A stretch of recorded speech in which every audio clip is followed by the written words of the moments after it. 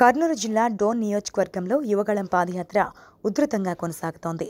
గొర్రెలు, మేకల అభివృద్ధి సహకార సమైక్య నేతలు టీడీపీ జాతీయ ప్రధాన కార్యదర్శి నారా లోకేష్ను కలిసి సమస్యలపై వినతిపత్రం సమర్పించారు.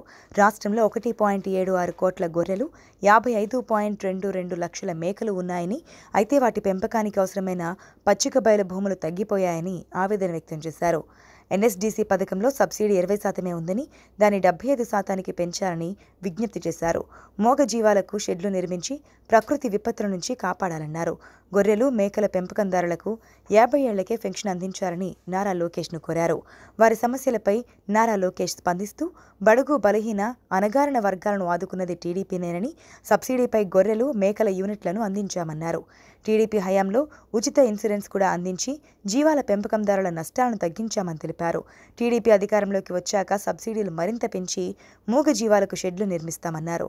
గొర్రెలు, మేకల పెంపకందారులకు 50 ఏళ్లకు పెన్షన్లపై మేనిఫెస్టోలో స్పష్టతనిస్తామని నారా లోకేష్ హామీ ఇచ్చారు.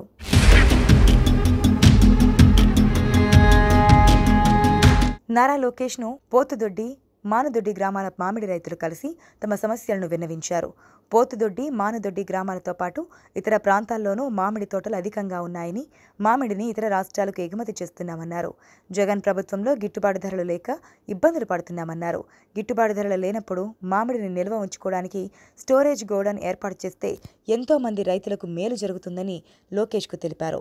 వైసీపీ ప్రభుత్వం అధికారంలోకి వచ్చాక మామిడి రైతుల పరిస్థితి అగమ్యగోచరంగా మారిందని లోకేష్ అన్నారు. పంట నష్టపోయిన వారిని కూడా జగన్ ప్రభుత్వం పట్టించుకోవడం లేదన్నారు. టీడీపీ హయాంలో గిట్టుబాటు ధరకు అదనంగా 2,000 రూపాయలు ఇచ్చి ఆదుకున్నామని గుర్తు చేశారు. వైసీపీ నేతలు సిండికేట్లుగా మారి మామిడి రైతుల్ని దగా చేస్తున్నారని, పంటలకు గిట్టుబాటు ధరలు లేకపోయినా వైసీపీ నేతలు కమిషన్లు దండుకుంటున్నారని లోకేష్ అన్నారు. మామిడి బోర్డు ఏర్పాటు చేస్తారని, ధరల స్థిరీకరణ నిధికి 3,000 కోట్ల రూపాయలు కేటాయిస్తారన్న జగన్ ఆ హామీని ఎప్పుడో మర్చిపోయారని లోకేష్ అన్నారు. టీడీపీ అధికారంలోకి వచ్చాక మామిడి బోర్డు, స్టోరేజ్ గోడౌన్ ఏర్పాటుపై నిర్ణయం తీసుకుంటామని లోకేష్ భరోసా ఇచ్చారు.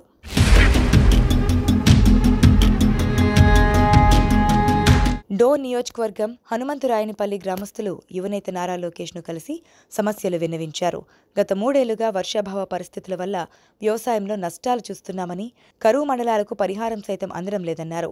గతంలో పంట బీమా, ఇన్పుట్ సబ్సిడీ, కరువు చెక్కులు వచ్చేవని ఇప్పుడు రావడం లేదని రైతులు వాపోయారు. గ్రామంలో ఉన్న నీటి సమస్య దృష్ట్యా చెరువు ఏర్పాటు చేయాలని గ్రామస్తులు కోరారు. వారి సమస్యలపై సానుకూలంగా లోకేష్ స్పందించారు. కరువు పరిస్థితులు అంచనా వేసి గతంలో మండలాల వారీగా అదనంగా పని దినాలు కల్పించామని తెలిపారు. జగన్ 4 ఏళ్ల పాలనలో ఇన్పుట్ సబ్సిడీ ఇవ్వాలన్న ఆలోచన కూడా చేయలేదన్నారు. హనుమంతురాయనిపల్లిలో ఎన్ఆర్జీసీ నిధులతో చెరువు ఏర్పాటుకు కృషి చేస్తారని రైతులకు లోకేష్ హామీ ఇచ్చారు.